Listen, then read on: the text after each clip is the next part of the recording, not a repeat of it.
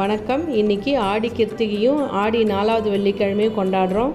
முருகனுக்கு ரொம்ப உகந்த பிடிச்சமான பருப்பு பாயாசம் தான் பண்ண போகிறோம்.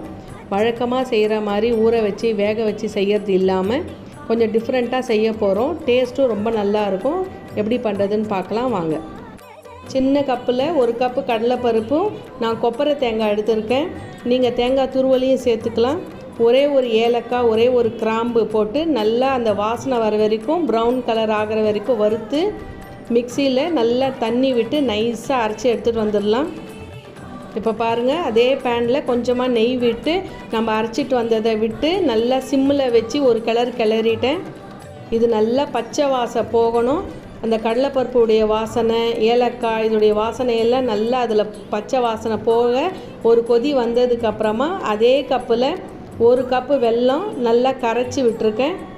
அதை வடிகட்டி இதோடு கலந்துட்டோன்னா இப்போ கலரே பாருங்கள் எவ்வளோ ப்ரௌனிஷாக நல்லா வந்திருக்கு. இந்த ஓரங்கள்லாம் நல்லா நகர்த்தி விட்டுட்டோன்னா இது அடப்பிரதமன் டேஸ்ட்டில் இருக்கும். இதில் பாலே விடுறது கிடையாது. பாலுக்கு பதில் தான் நம்ம தேங்காய் விட்டுருக்கோம். நீங்கள் தேங்காய் பாலையும் வேணால் சேர்த்து போடலாம். இதில் அவ்வளோதான். தாராளமாக நெய்யில் முந்திரி, திராட்சை எல்லாம் ஏலக்காயெல்லாம் விட்டுட்டோன்னா பச்சை கற்பூரம் சேர்த்து சூப்பரான க்ரீமியான பாயாசம் ரெடி ஆகிடுச்சு. பருப்பு பாயாசம். இது ஈவினிங் நல்லா ஆறுனதுக்கப்புறம் ஃப்ரிட்ஜில் வச்சு பசங்களுக்கு கொடுத்தீங்கன்னா ஐஸ்கிரீம் மாதிரியே இருக்கும். மறக்காமல் ஏதாவது ஒரு ஃபங்க்ஷனுக்கு இது செஞ்சு பாருங்கள். ரொம்ப டேஸ்ட்டாக இருக்கும். இன்றைக்கி ஆடி கிருத்திகை ஆடி வெள்ளிக்கிழமைக்கு என்னென்ன ஸ்பெஷல் அப்படின்னு பார்க்கலாம். கடலைப்பருப்பு தேங்காய் விட்ட துவையல், பீட்ரூட் பொரியல், சுட சுட சாதம், கதம்ப சாம்பார், அரைச்சி விட்ட ரசம்.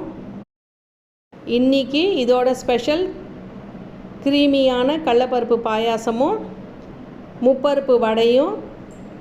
இந்த காம்போ ரொம்ப நல்ல டேஸ்டான காம்போ. நீங்களும் மறக்காமல் ஒரு நாள் செஞ்சு பாருங்கள். இப்போ ஃபஸ்ட் டைம் என் சேனலில் பார்க்குறீங்க அப்படின்னா மறக்காமல் சப்ஸ்கிரைப் பண்ணுங்கள், லைக் பண்ணுங்கள், ஷேர் பண்ணுங்கள். எவ்வளோ அழகாக க்ரீமியான பாயாசம் பாருங்கள். மறக்காமல் இந்த காம்போவை செஞ்சு பாருங்கள். Tata, bye by.